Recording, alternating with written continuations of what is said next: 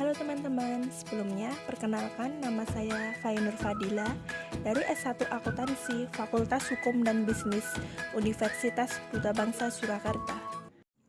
Oke, dalam video kali ini kita akan membahas mengenai cara menghitung PPh pasal 23.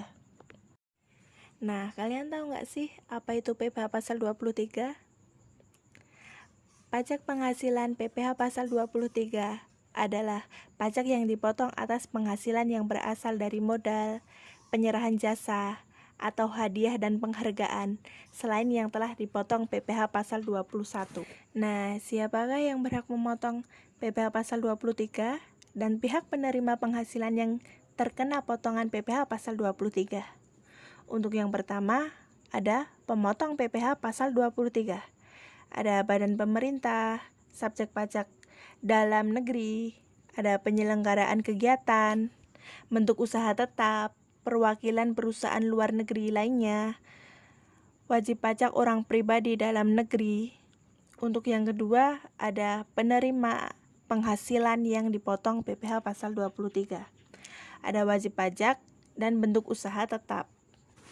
Nah, untuk selanjutnya, ada jenis penghasilan yang dikenakan PPh pasal 23.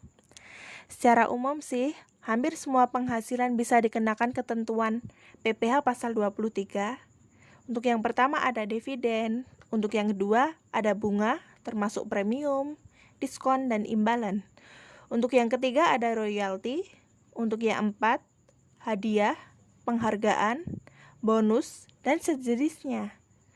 Untuk yang kelima, ada sewa dan penghasilan lainnya, sehubungan dengan penggunaan harta, kecuali sewa dari penghasilan lainnya sehubungan dengan penggunaan harta yang telah dikenai PPh, sebagaimana termaksud dalam pasal 4 ayat 2 Undang-Undang PPh. Untuk yang terakhir, ada imbalan berhubungan dengan jasa teknik, jasa manajemen, jasa konstruksi, jasa konsultan, dan jasa lainnya.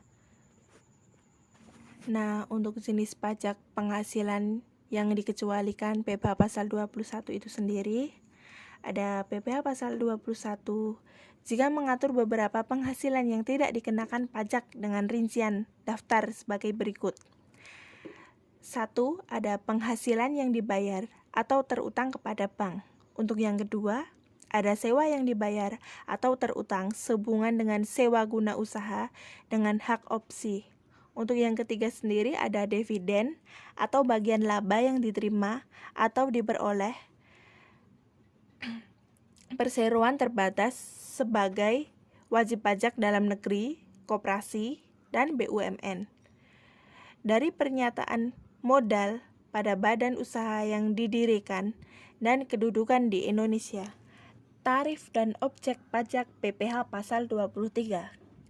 Tarif dari pajak penghasilan pasal 23 dikenakan atas dasar pengenaan pajak atau jumlah bruto dari penghasilan. Di dalam PPh pasal 23 terdapat dua jenis tarif yang diberlakukan, yaitu 15% dan 2% tergantung dari objek pajaknya. Ketentuan saat terutang, penyetoran, dan pelaporan PPh pasal 23. Untuk yang pertama ada PPh pasal 23 terutang, pada akhir bulan dilakukannya pembayaran, disediakan untuk membayar atau telah jatuh tempo pembayarannya, tergantung peristiwa yang terjadi terlebih dahulu. Untuk yang kedua, ada PPh pasal 23 disetor pemotong pajak paling lambat tanggal 10 takwin berikutnya setelah bulan saat terutang pajak. Untuk yang ketiga ada SPT masa. Disampaikan ke kantor pelayanan pajak setempat paling lambat 20 hari setelah masa pajak berakhir. Untuk selanjutnya ada perhitungan PPh pasal 23. Perhitungan tarif PPh pasal 23 sebesar 2%. PT Jaya Abadi, yaitu sebuah perusahaan usaha tetap, menerima jasa merancang busana dengan jumlah bruto 15 juta rupiah. Berapa jumlah PPh yang harus dibayarkan? 2% dikali 15 juta rupiah, yaitu 300.000 rupiah.